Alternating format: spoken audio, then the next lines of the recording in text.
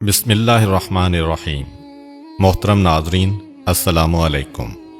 نبی کریم حضرت محمد صلی اللہ علیہ وآلہ وسلم کا یوم ولادت مختلف علماء کے مطابق 8، 9، 12 اور 17 ربیع الاول ایک عام الفیل بیان کیا جاتا ہے، لیکن زیادہ تر علماء کا اجماع 12 ربیع الاول پر ہے۔ عیسوی سال کے مطابق یہ تاریخ 20 یا 22 اپریل 571 عیسوی بنتی ہے۔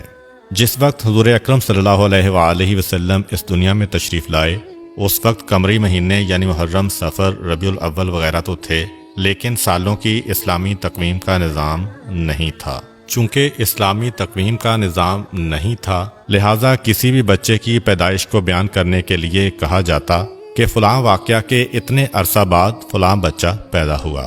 عام الفیل کا مطلب ہے ہاتھیوں والا سال۔ یہ وہ سال ہے جب یمن کے بادشاہ ابرہا نے ہاتھیوں کے لشکر کے ساتھ خانہ کعبہ پر حملہ کیا اور اللہ تعالیٰ کے بھیجے ہوئے ابابیلوں کے لشکر کے ہاتھوں ابرہا اور اس کے لشکر کی تباہی و بربادی ہوئی۔ علماء کے مطابق اس واقعہ کے 45 دن بعد حضور اکرم صلی اللہ علیہ وآلہ وسلم کی ولادت ہوئی۔ یہاں پر آپ کو یہ بات بھی بتاتا چلوں کہ ہجری سال کا آغاز کس طرح ہوا تھا۔ حضرت عمر فاروق رضی اللہ عنہ کے دور حکومت میں ان کی دعوت پر تمام صحابہ اکرام 30 جمادی الثانی 17 ہجری بروز جمعرات مسجد نبوی میں جمع ہوئے۔ آپ نے اسلامی تاریخ و سن کی اہمیت پر ایک عظیم خطبہ دیا۔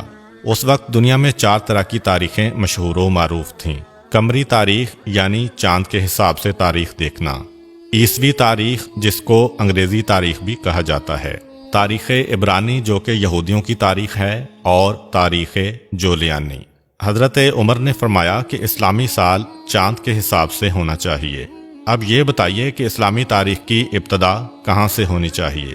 بعض حضرات صحابہ رضی اللہ عنہم نے فرمایا حضور اکرم صلی اللہ علیہ وآلہ وسلم کی ولادت باسعادت سے شروع ہونی چاہیے۔ حضرت عمر نے فرمایا اس طریقہ میں عیسائیوں کے ساتھ مشابہت بنتی ہے، کیونکہ ان کے سال کی ابتدا حضرت عیسیٰ مسیح علیہ السلام کی پیدائش سے شروع ہوتی ہے۔ بعض صحابہ نے فرمایا کہ جب آپ صلی اللہ علیہ وآلہ وسلم کو نبوت ملی، اس دن سے تاریخ اسلام کی ابتدا ہونی چاہیے۔ آپ نے فرمایا کہ نبوت کا ابتدائی زمانہ اسلام و مسلمانوں پر ظلم و ناانصافی کا زمانہ تھا۔ بعض صحابہ نے فرمایا کہ آپ صلی اللہ علیہ وآلہ وسلم کی وفات سے ابتدا ہونی چاہیے۔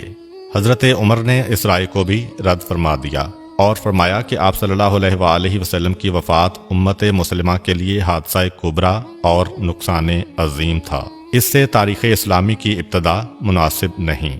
پھر حضرت عمر فاروق نے خود فرمایا کہ تاریخ اسلامی کی ابتدا ہجرت سے شروع ہونی چاہیے، اس لیے کہ ہجرت ہی سے حق و باطل کے درمیان فرق و امتیاز قائم ہوا اور ہجرت ہی سے اسلام کو فتوحات ملیں۔ اب پھر سوال پیدا ہوا کہ اسلامی تاریخ کی ابتدا کس مہینے سے ہو؟ بعض نے کہا کہ رمضان سے اسلامی سال شروع ہونا چاہیے۔ حضرت عثمان غنی رضی اللہ عنہ نے فرمایا جس مہینہ میں حضور صلی اللہ علیہ وآلہ وسلم نے ہجرت فرمائی، اسی مہینہ سے اسلامی سال شروع ہونا چاہیے۔ حضور اکرم نے ربیع الاول کے مہینہ میں ہجرت فرمائی، لیکن ہجرت کا ارادہ ماہ محرم ہی میں کر چکے تھے، اس لیے اسلامی تاریخ کے سال کی ابتدا محرم الحرام سے شروع ہونی چاہیے۔ لہٰذا اسلامی سال کی ابتدا محرم الحرام سے ہونا طے پا گیا۔ چنانچہ اس طرح اسلامی سال کو ہجری سال کا نام دیا گیا اور اس کو اردو میں ہے سے اور انگلش میں AH سے ظاہر کیا جاتا ہے۔ حضور اکرم صلی اللہ علیہ وآلہ وسلم کے والد کا نام حضرت عبداللہ اور آپ کی والدہ کا نام حضرت آمنہ بنت وہب تھا۔ حضور اکرم کی ولادت سے پہلے ہی آپ صلی اللہ علیہ وآلہ وسلم کے والد حضرت عبداللہ کا انتقال ہو گیا تھا، اور آپ ابھی 6 سال کے تھے کہ آپ کی والدہ حضرت آمنہ بھی اس دنیا سے رخصت ہو گئیں۔ اس کے بعد 8 سال کی عمر تک آپ کی پرورش آپ کے دادا حضرت عبد المطلب نے کی۔ 8 سال کی عمر میں آپ کے سر سے دادا کا سایہ بھی چھن گیا، اور پھر 8 سال کی عمر سے لے کر جوانی تک آپ اپنے چچا حضرت ابو طالب کے زیر کفالت رہے۔ جس رات آپ دنیا میں تشریف لائے تو اللہ تعالیٰ نے بہت سے معجزات دنیا کو دکھائے۔ فارس کا آتش کدہ جس میں 1000 سال سے آگ روشن تھی اور فارسی اس آگ کی پوجا کرتے تھے، وہ اچانک بجھ گئی۔ کسریٰ کا محل 2 حصوں میں تقسیم ہو گیا اور 14 کنگرے ٹوٹ کر زمین پر گر پڑے۔ دریائے